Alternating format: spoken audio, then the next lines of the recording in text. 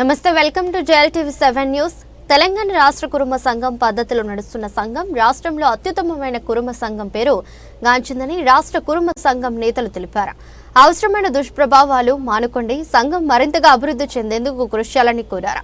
రాష్ట్ర కురుమ సంఘంపై రాష్ట్ర అధ్యక్షుడు కురుమ రత్న, మాజీ ఎమ్మెల్సీ ఎగ్గే మల్లేశంపై మాపై కూడా కొంతమంది ఎందుకు పనికిరాని వారు, పైసా కూడా ఖర్చు చేయని వారు దుష్ప్రచారం, విమర్శలు, వాట్సాప్ గ్రూప్స్లలో మెసేజ్లు పెట్టి ఏదో సాధించాలని పబ్బం గడుపుకోవాలని చూస్తున్నారని నేతలు ఆరోపించారు.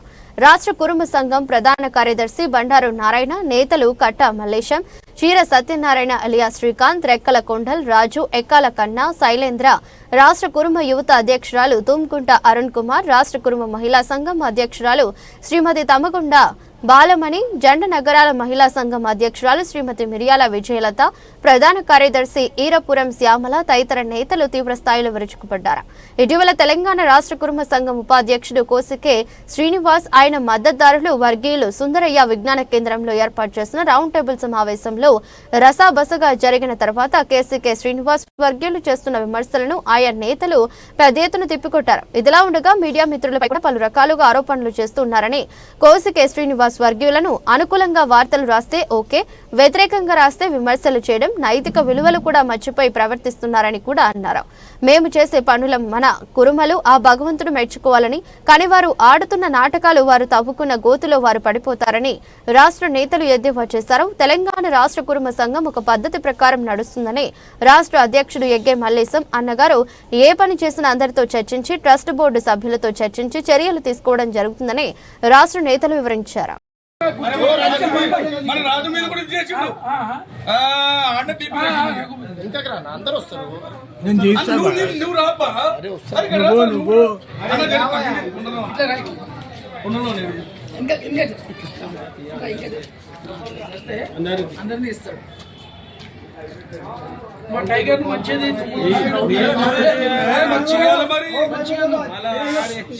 పుల్పుల నరసింహన్న గారు ఈరోజు రౌండ్ టేబుల్ సమావేశంలో అంతా రసాభాస జరిగింది. దాని మీద మీ అభిప్రాయం ఏంది? ఇవాళ కోసికే శ్రీనివాస్ గారి ప్యానెల్లో ఒక రౌండ్ టేబుల్ సమావేశం ఏర్పాటు చేయడం జరిగింది. అందులో యావత్ తెలంగాణ రాష్ట్ర కుర్మలను ఆహ్వానించడం జరిగింది. అందులో మేము మా కుర్మ సంఘం తరఫున మేము రిప్రజెంటేటివ్గా వచ్చినాం. వస్తే 1 గంట నుంచి ఇప్పుడు 5:30 వరకు మేము చాలా పేషెన్స్గా, జిల్లాల నుంచి కూడా కొందరు వచ్చారు, వాళ్ళు చెప్పిన మాటలు అన్నీ విన్నాము. ఎప్పుడైతే మేము దానికి ఎక్స్ప్లెనేషన్ ఇవ్వాలనుకునే తరుణంలో కావాలని మమ్మల్ని రెచ్చగొట్టి ఈ కార్యక్రమాన్ని అంతా రసాబస చేశారు. ఇప్పుడు గత రెండు పర్యాయాలు ఎగ్గమల్లేశం గారు ఏం చేసినారో, అంతకుముందు ఉన్న సంఘం ఏం చేసిందని మేము చెప్పడానికి పోతే దాని గురించి మీరు ఆయన గురించి చెప్పొద్దని ఒక కుట్రపూరితమైనటువంటి ఇంటెన్షన్తో ఇవాళ రసబస చేసింది. కాబట్టి ఇది మేము ఖండిస్తున్నాము. మేము యావత్ తెలంగాణ ప్రజలకు చెప్పడం ఏంటంటే, నేను ఒకటే చెప్తున్నా, నేను యాజ్ ఏ కార్యదర్శిగా, తెలంగాణ రాష్ట్ర కురుమ సంఘం కార్యదర్శిగా చెప్తున్న ఒకటే, మీరు పరిస్థితులను అనుకూలించి ఏదైతే జరుగుతున్నాయో, పరిస్థితుల ప్రభావం ఏదైతే జరుగుతున్నదో దాన్ని మీరు దృష్టిలో పెట్టుకొని గత ఎన్నికలు బాయ్లెట్ తోటి కానీ ఏకగ్రీవంగా కానీ ఎలాగైనా కానీ కానివ్వండి, కానీ మీరు ముందు ఎవరైతే తెలంగాణ రాష్ట్రానికి, తెలంగాణ కుర్మలకు ఉపయోగపడతారో ఆ ప్యానెల్నే ఎన్నుకోండి. ఇది నా తరఫున, నా యావత్ తెలంగాణ కుర్మ సంఘం తరఫున మీ అందరికీ ఇదే మెసేజ్ పంపిస్తున్నాను. ధన్యవాదాలు. ఈరోజు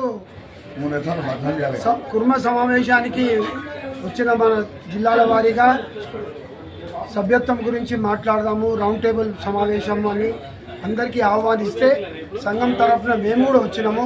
వీళ్ళకందరికీ అవగాహన ఏ విధంగా చెప్పాలనేది సమాధానం చెప్తుంటే ఒక్కొక్కరు మాట్లాడనీయకుండా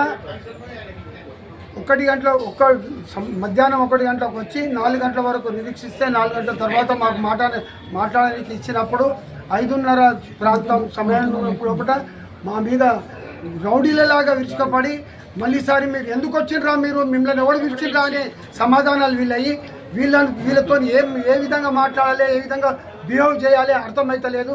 ఇలాంటి వాళ్ళతో మేము సంఘంలో ఏది చర్చించాలో ఏది చేయాలో సంఘంలో చేస్తామని చెప్పి కిందికి దిగి ఈ జేఎల్ టీవీకి ఈ న్యూస్ ఇవ్వడం జరిగింది.